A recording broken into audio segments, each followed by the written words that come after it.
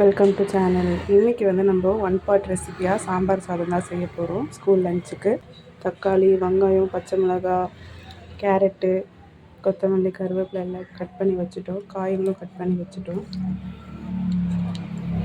புளி கொஞ்சம் ஊற வச்சுருக்கோம். அரிசியும் நல்லா ஊற வச்சுருக்கோம்.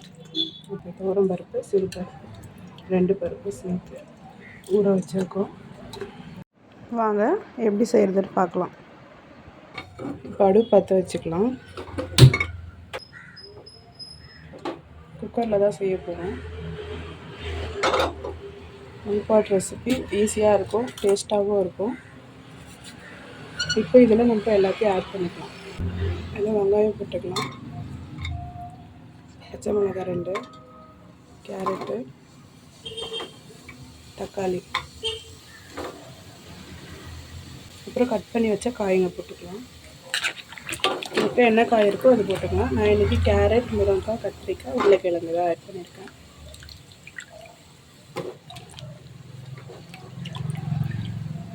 ஊற வச்ச அரிசியும் போட்டுக்கலாம்.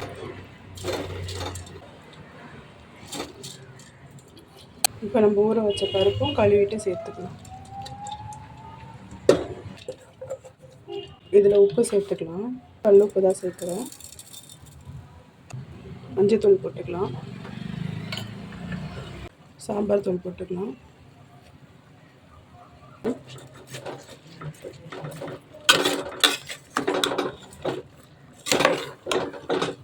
இப்போ இதில் நம்ம தண்ணி ஊற்றிக்கலாம்.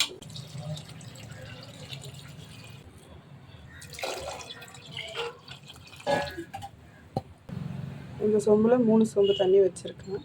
நல்லா மிக்ஸ் பண்ணி விட்டுக்கலாம்.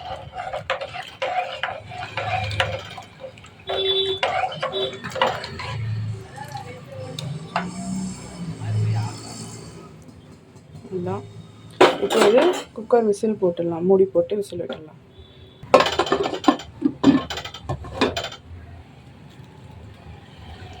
கரெக்டாக ஒரு 5 விசில் விட்டு 5 விசில் விட்டுட்டு பார்க்கலாம். இப்போ நம்ம ஓப்பன் பண்ணிக்கலாம். விசில் நல்லா இறங்கிடுச்சு.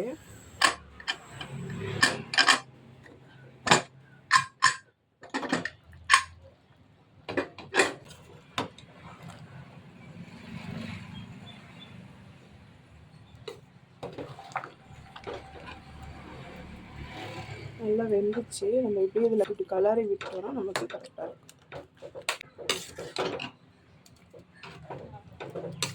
புளி தண்ணி கரைச்சி வச்சுருக்கோம். புளி தண்ணி ஊற்றிக்கலாம்.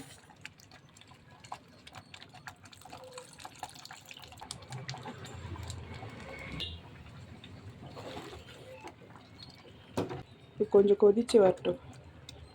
நல்லா வெந்துச்சு அரிசியெல்லாம். இப்போ இது நம்ம தாளிப்பு போட்டுக்கலாம். தாளிக்கிறதுக்கு கருவேப்பிலை, வெங்காயம், பூண்டு கட் பண்ணி வச்சுருக்கோம். காஞ்ச மிளகாய் 3, கொத்தமல்லி வச்சுருக்கோம். அப்புறம் பெருங்காயம் சேர்த்துக்கலாம். இப்போ எப்படி தாளிக்கிறதுன்னு பார்க்கலாங்க. எண்ணெய் ஊற்றிக்கலாம். கடுகு போட்டுக்கலாம்.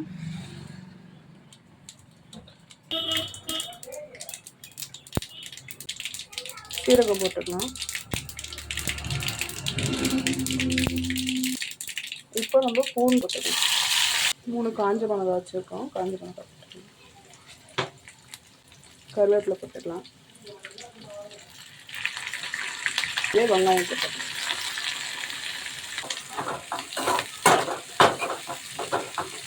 இதிலே கொஞ்சம் பெருங்காயத்தூள் போட்டுக்கலாம்.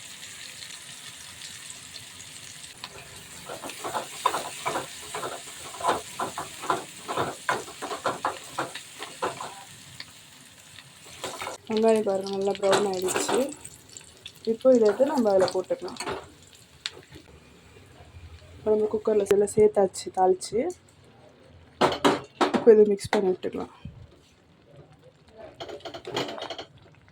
நல்லா வெந்துச்சு பாருங்கள். சாம்பார் சாதம் நமக்கு ரெடி ஆகிடுச்சு.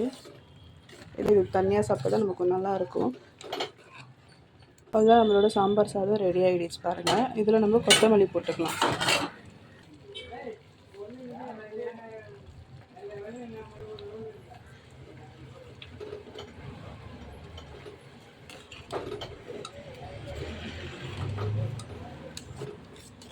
சாப்பிடும்போது நம்ம நெய் போட்டு சாப்பிட்டோன்னா இன்னும் சூப்பராக இருக்கும் நமக்கு.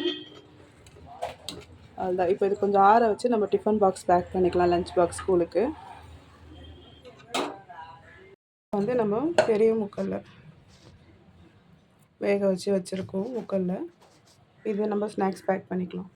இன்றைக்கி லஞ்ச் பாக்ஸுக்கு இதான் சாப்பாடு. சாம்பார் சாதம் ஆற வச்சுருக்கோம் டிஃபன் பேக் பண்ணுறதுக்கு. அப்புறம் தொட்டுக்கு வந்து அப்பளம் பொரிச்சு வச்சுருக்கோம், பேட் அப்பளம். ஸ்நாக்ஸுக்கு வந்து சுண்டல் வேக வச்சு வச்சுருக்கோம். இப்போ இதெல்லாம் நம்ம பேக் பண்ணிக்கலாம். இப்போ வந்து ஸ்நாக்ஸுக்கு வச்சுக்கலாம். ஸ்நாக்ஸுக்கு போட்டு வச்சு நம்ம தொட்டுக்க வச்சுக்கலாம். இப்போ லஞ்ச் பேக் பண்ணிக்கலாம்.